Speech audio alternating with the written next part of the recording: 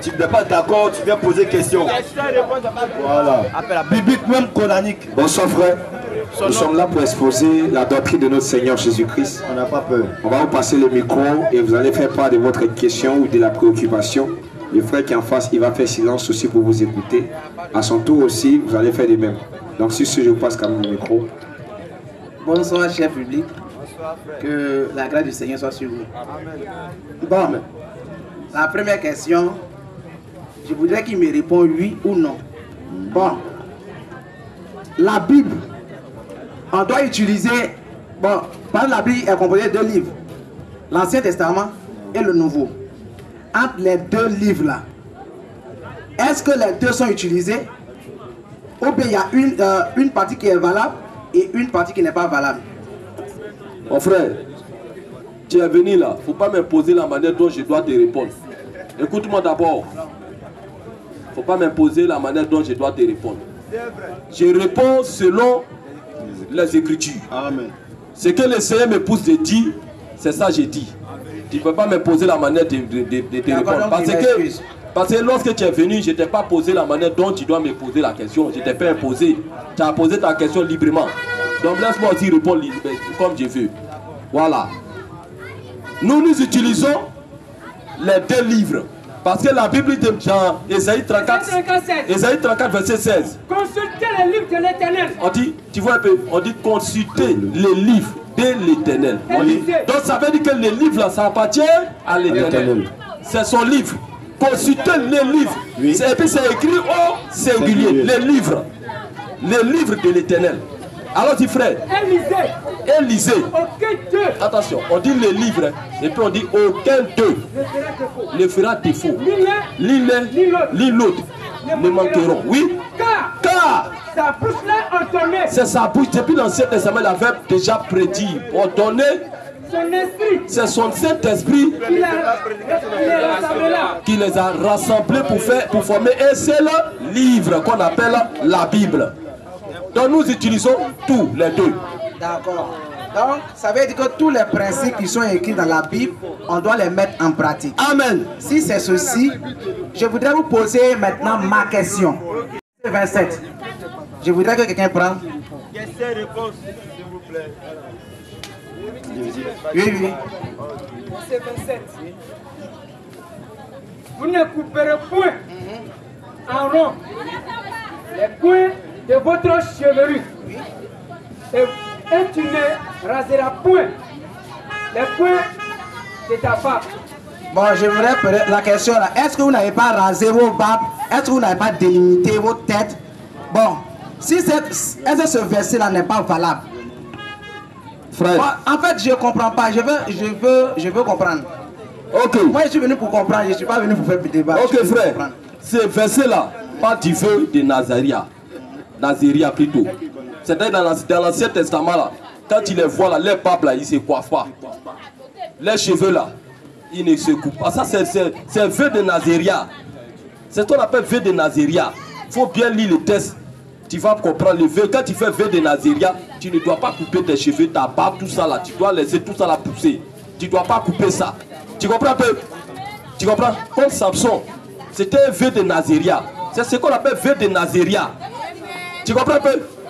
Est-ce que tu comprends? Maintenant, quand nous revenons dans le Nouveau Testament, qu'est-ce que la Bible dit dans 1 Corinthiens 11, à partir du verset 14 à... Allons-y frère. Oui, allons-y. La nature. La nature. Allons-y frère. Jugez-en vous-même. Jugez-en vous-même. Est-il convenable? Est-ce qu'il est convenable qu'une femme prie Dieu? Qu'une femme prie Dieu sans être voilée? Sans être voilée. La nature elle-même. La nature elle-même. Ne vous enseigne-t-elle pas? Ne vous enseigne-t-elle pas que c'est une honte? C'est que c'est une honte pour l'homme. Pour un homme. De porter de longs cheveux. De porter de longs cheveux. Mais que c'est une gloire. Donc ça veut dire que l'homme ne doit pas porter de longs cheveux. L'homme doit se couper les cheveux. C'est qu'il y a ici, là, quand je coupe là, ses cheveux doivent être ses poils. Ses cheveux, non? Est-ce que je ne dois pas me rendre propre? Voilà. Donc la Bible dit que la nature elle-même ne vous enseigne-t-elle pas que c'est une honte pour l'homme de porter de longs cheveux? Donc ça veut dire que l'homme doit se couper les cheveux. Et qu'est-ce qu'il dit ici? Allons-y frère. Paul. Restez encore assez longtemps. Écoute très bien les textes. Hein. On va voir si Paul a péché. Il a fait vœu de Nazaria. Allons-y. Paul.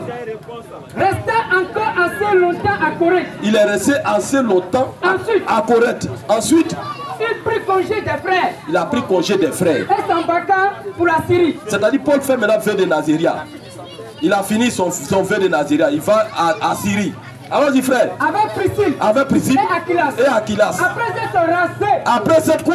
Rasé. Après cette quoi? Rasé. Après cette quoi? Rasé. Tu vois, il s'est rasé. La tête. La tête. Donc, est-ce que tu peux me dire que tu connais la loi que lui là, que Paul? C'était docteur de la loi. Il a fini ça même. Tu comprends un peu non? Il a coupé ses cheveux. Il s'est rasé après son vœu de Nazaria.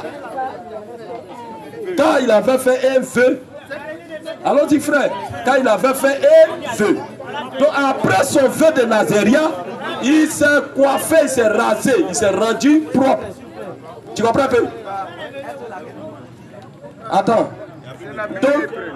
Donc ce qui veut dire que ce qui était dans l'Ancien Testament là, c'était l'ombre. La réalité c'est le Nouveau Testament. Tu comprends un peu? Voilà. Maintenant vous avez parlé des peintres. Ceux qui font des peintres et autres. Alors, moi le constat que je fais, c'est que vous-même là, ce que vous avez fait là, c'est peintre. Parce que vous parlez de femmes. Toi, mais tu viens d'où? Non, tu veux nous condamner à tout prix. J'ai compris. Tu ne peux pas nous condamner. Non, j'ai compris maintenant. Les femmes ne doivent pas faire peintre. D'accord. C'est garçon qui doit faire ça. Peintre. Vous avez parlé de tatouages. Tatouage. Oui, oui. Bon, vous avez dit ceux qui... Bon, je ne sais pas si qui mettent ou bien qui ont mis. Vas-y frère. C'est dans tout. Ceux qui se tatouent. D'accord. Mais ce que je voudrais savoir, bon, le frère ne connaissait pas Jésus avant. Vas-y. Et parce que nous tous on était païens et puis on est devenus chrétiens. Bon, je me suis tatoué dans le monde. Je viens à Christ avec les tatouages. On ne peut pas effacer. Donc avec ça là, je vais en enfer ou bien je vais au paradis. Frère, moi aussi, moi qui suis devant toi, je vivais aussi dans le monde. Tu comprends pas? Je vivais aussi dans le monde. Je vivais, je partais au bar, je dansais, je buvais, je courais après les jeunes filles. Tu comprends? Ça, c'est ça la Bible appelle ça le temps d'ignorance. À 17-30 ans. Tu comprends pas? Et la Bible dit ici, Acte 17, verset 30. Acte 17, verset 30. Dieu, sans tenir compte des temps d'ignorance. Dieu ne tient pas compte des temps d'ignorance. Annonce maintenant. Il annonce maintenant pendant que tu attends maintenant la vérité à tous. Il t'appelle maintenant à tous les hommes. À tous les hommes. En tout lieu. Qu'il ait à se repentir. Et à se repentir. Donc Dieu ne tient pas des temps d'ignorance, mais il nous appelle à la repentance. Amen. Tu comprends un peu non? Donc un chrétien, un homme qui était dans le monde, qui ne connaissait pas Dieu, il a mis les tatouages sur lui. S'il vient au Seigneur, Dieu l'a pardonné. Parce que Dieu ne tient pas compte de ça. Tu comprends un peu non? Voilà, donc que Dieu te bénisse. Ok, vous avez parlé d'église. Vas-y. Bon,